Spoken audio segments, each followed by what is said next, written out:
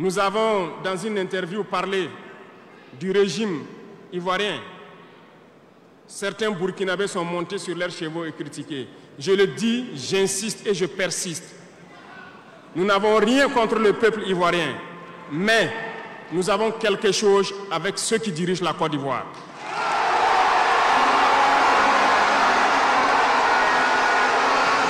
Nous le disons et nous le répétons encore.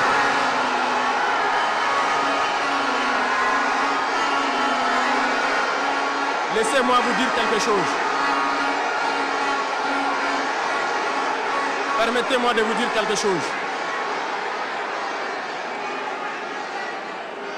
Il y a bel et bien à Abidjan un centre des opérations pour déstabiliser notre pays. Personne ne peut le nier et nous vous ferons les preuves dans les jours suivants. Nous vous montrerons des preuves physiques. Vous allez comprendre de quoi nous parlons. Personne ne viendra nous dire qu'au Bénin, il n'y a pas de base française dirigée contre nous. Nous avons les preuves sous la main. 2 bases importantes.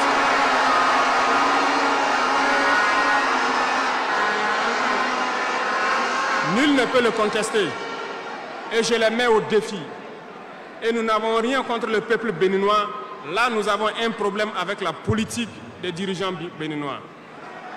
Et nous le disons haut et fort encore.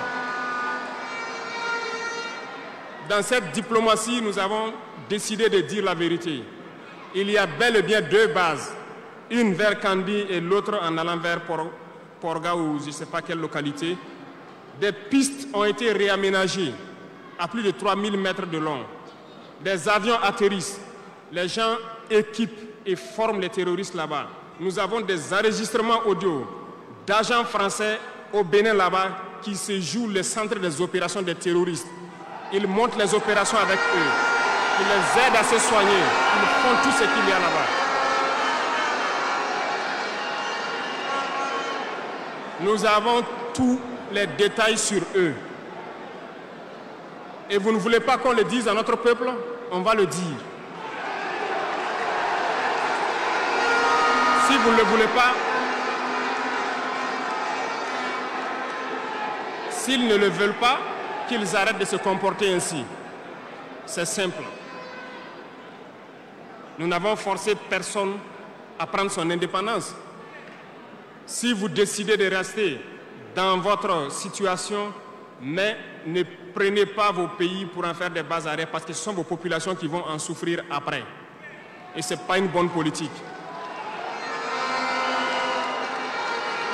Nous le disons par expérience, et je le répète toujours, le Burkina a été une base arrière pour déstabiliser certains pays.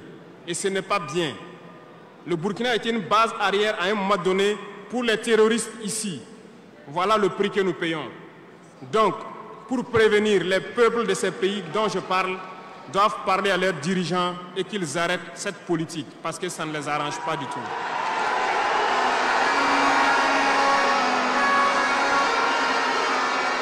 Pour venir, dans le volet communication et culture, nous avons lancé plusieurs initiatives.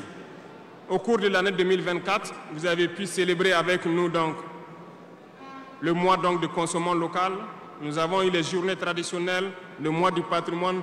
Beaucoup d'activités ont été menées. Nous allons continuer à ramener donc, en surface, donc notre culture, parce que c'est de là que nous retrouvons notre identité.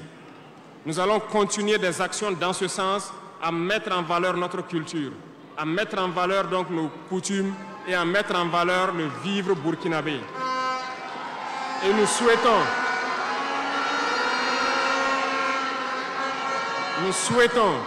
que chacun soit acteur de l'émergence du Burkina Faso à travers sa manière de communiquer. Parce que tout se trouve dans la communication aussi.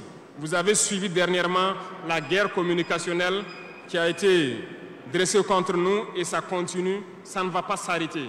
Et je souhaite que tous ceux qui sont dans la communication puissent être professionnels. Lorsque nous voulons poser un acte communicationnel, qu'on se pose la question, est-ce que c'est pour la patrie ou contre la patrie, avant de poser l'acte. Peu importe. Vous pouvez ne pas nous aimer, moi, ma personne. Vous pouvez ne pas m'aimer, mais vous devez aimer votre pays. En me faisant du mal, il ne faudrait pas confondre le pays. Et donc, la politique dans le domaine de la communication va devoir aller dans ce sens-là. Et nous serons obligés donc de recadrer la communication sur tous les aspects. Et c'est cette ligne de conduite qui sera donc adoptée. Nous n'allons pas permettre à ce que des Burkinabés communiquent contre le Burkina Faso. Nous allons toujours nous inscrire dans l'éveil des consciences. Nous devons pouvoir sensibiliser les masses populaires pour que les gens comprennent pourquoi nous devons nous battre sur tous les volets. Revenant au domaine donc de l'agriculture, comme vous pouvez le constater, nous avons lancé des initiatives depuis 2023 et cette année, l'offensive a été lancée. Ça se passe plus ou moins bien. J'aimerais donc que les gens comprennent que nous avons décidé d'accorder une grande part de notre budget et de notre temps aussi au monde agricole. Parce que plus de 90% de notre population est paysanne.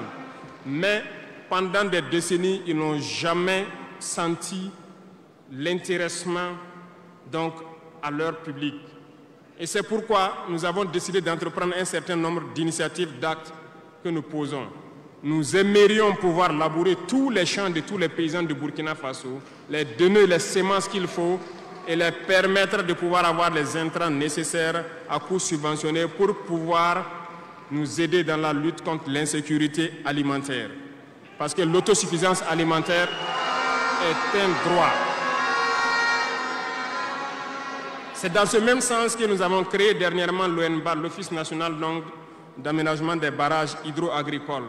Nous allons l'équiper parce que tous êtes témoins dans vos différentes régions que nous avons beaucoup retenu d'eau, beaucoup de barrages, mais qui sont ensablés, qui sont bouchés. Et nous avons la possibilité de faire d'autres barrages. Nous sommes en train de payer de l'équipement pour cet office pour qu'il puisse se déployer sur le territoire et avec la contribution des populations, pouvoir construire beaucoup de barrages et désensabler beaucoup de barrages. Nous allons poursuivre ce combat. Nous allons poursuivre ce combat jusqu'à l'atteinte de l'autosuffisance alimentaire et que nos populations puissent manger à leur faim. Dans le domaine des infrastructures, nous avons un manque crucial de routes.